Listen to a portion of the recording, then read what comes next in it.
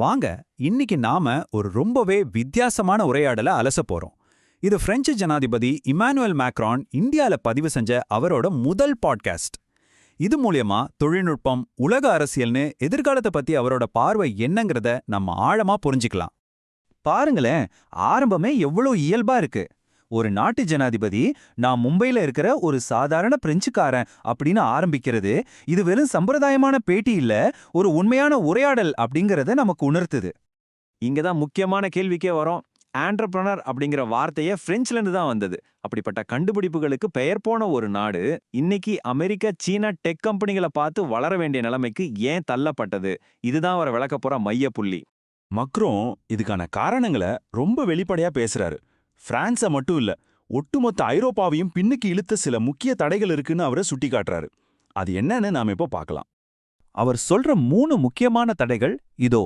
1, துண்டு துண்டான சந்தை. அதாவது ஜெர்மனிக்கு தனியா, பிரான்ஸுக்கு தனியா, இட்டாலிக்கு தனியான தனித்தனி சந்தைகள் இருக்கு. ஒரே பெரிய யூரோப்பியன் சந்தை இல்ல. 2வது, மூலதனம். மக்கள் கிட்ட சேமிப்பு நிறைய இருக்கு, ஆனா அதை ரிஸ்க் எடுத்து டெக் கம்பெனிகள்ல முதலீடு செய்ய தயங்குறாங்க. 3வது, ரொம்ப முக்கியமானது, தோல்வியை பார்த்து பயப்படுற ஒரு கலாச்சாரம். ஆனா அவர் வெறும் பிரச்சனையை மட்டும் சொல்லிட்டு நிறுத்தல. இதுக்கு ஒரு தீர்வாவும், டெக்னாலஜில மறுபடியும் முன்னுக்கு வர்றதுக்காகவும் ஒரு தெளிவான 3 அம்ச திட்டத்தையும் அவர் முன்வைக்கிறாரு. அவரோட திட்டம் இதுதான்.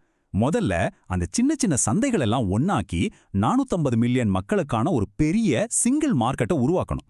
2வது, மக்கள்கிட்ட இருக்கிற சேமிப்பை சரியா வழிநடத்தி ஐரோப்பியன் டெக் கம்பெனிகளுக்கே முதலீடு செய்ய வைக்கணும்.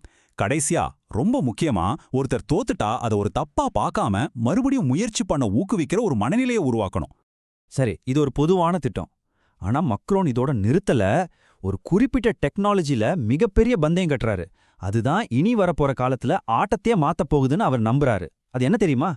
Quantum computing. இந்த வார்த்தையை நீங்க இப்போ அடிக்கடி கேட்கலாம். சுருக்கமா சொன்னா, இன்னைக்கு இருக்கிற சூப்பர் கம்ப்யூட்டரால கூட தீர்க்கவே முடியாத சிக்கலான கணக்குகளை எல்லாம் இந்த டெக்னாலஜி மூலமா ரொம்ப எளிதா தீர்க்க முடியும். இது அடுத்த தொழில்நுட்ப புரட்சின்னே சொல்லலாம். மேக்ரோனோட நம்பிக்கையை பாருங்க. இந்த துறையில நாம தான் தலைமை தாங்க முடியும்னு எவ்வளோ உறுதியா சொல்றாரு. ஏன்னா கணிதத்துல பிரான்ஸ்க்கு ஒரு பெரிய பாரம்பரியமும் திறமையான விஞ்ஞானிகளும் இருக்காங்க. அதனால இந்த குவாண்டம் போட்டியில ஜெயிக்க ஒரு நல்ல வாய்ப்பு இருக்குன்னு அவர் நம்புறாரு. அவரோட இந்த லட்சியம் வெறும் டெக்னாலஜியோட நிக்கல, இது உலக அரசியலோட ரொம்ப ஆழமா சம்பந்தப்பட்டிருக்கு. குறிப்பா இந்தியா பிரான்ஸ் கூட்டணிக்கு இதுல ஒரு முக்கிய பங்கு இருக்கு. இந்த கூட்டாண்மைக்கு அடிப்படை ஒரு முக்கியமான கொள்கை, மூலப்புறாய சுயாட்சி. அப்படின்னா என்ன? நாம மற்ற நாடுகளோட நண்பர்களா இருக்கலாம், ஆனா யாருக்கும் அடிபணிந்து இருக்கக்கூடாது. நம்ம நாட்டோட முடிவுகளை நாமளே சுதந்திரமா எடுக்கணும். இதுதான் அதோட அர்த்தம். இந்த வித்தியாசத்தை பாருங்க. முன்னெல்லாம் நீங்க அமெரிக்கா பக்கம் இருக்கணும், இல்லனா சீனா பக்கம் நிக்கணும்.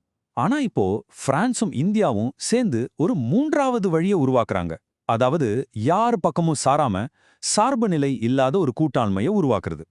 மேக்ரோன் சொல்றாரு, இந்த இந்தியா பிரான்ஸ் உறவுங்கிறது வெறும் பேச்சில்ல, ஒருத்தரோட கலாச்சாரத்தை மதிக்கிறது, யாரையும் சார்ந்து இருக்கக்கூடாதுன்னு நினைக்கிறது, ஜனநாயகம் மேல நம்பிக்கைன்னு சில பொதுவான மதிப்புகள் மேல இது கட்டமைக்கப்பட்டிருக்கு. நம்மளோட சூரிய ஆற்றல் கூட்டணி எல்லாம் இதுக்கு ஒரு நல்ல உதாரணம். சரி, ஒரு ஜனாதிபதியா அவரோட பதவிக்காலம் முடிவுக்கு வரப்போற நிலையில எதிர்காலத்தை பத்தி அவர் என்ன நினைக்கிறாரு? அவர் மனசுல ஒரு பெரிய நம்பிக்கையும் இருக்கு, அதே சமயம் ஒரு ஆழ்ந்த பயமும் இருக்கு. பாருங்க, எவ்வளோ பெரிய முரண்பாடு. அவரோட மிகப்பெரிய நம்பிக்கை நம்ம இளைஞர்கள் தான். உலக வரலாற்றிலே இவ்ளோ படிச்ச, இவ்ளோ திறமையான, இவ்ளோ உற்சாகமான இளைஞர்கள் இருந்ததே இல்லைன்னு சொல்றாரு. ஆனா அவரோட மிகப்பெரிய பயம் உலகத்துல நிலவர ஸ்திரத்தன்மை இல்லாத சூழல், மறுபடியும் ஒரு ஆபத்தான ஆயுத போட்டி உருவாகிடுமோங்கிற பயம். கடைசியா இது நம்மள ஒரு முக்கியமான கேள்வி கேட்க வைக்குது. உலகத்துல பதட்டம் அதிகமாகிட்டே போற இந்த நேரத்துல இந்த 3வது வழி கூட்டணிங்கிறது தான் உலக அரசியலோட எதிர்காலமா இருக்குமா? இந்த மாதிரி புதிய கூட்டணிகளால பழைய அதிகார மையங்களுக்கு ஒரு சவாலை கொடுத்து ஒரு சமநிலையான உலகத்தை உருவாக்க முடியுமா? பொறுத்திருந்து தான் பார்க்கணும்.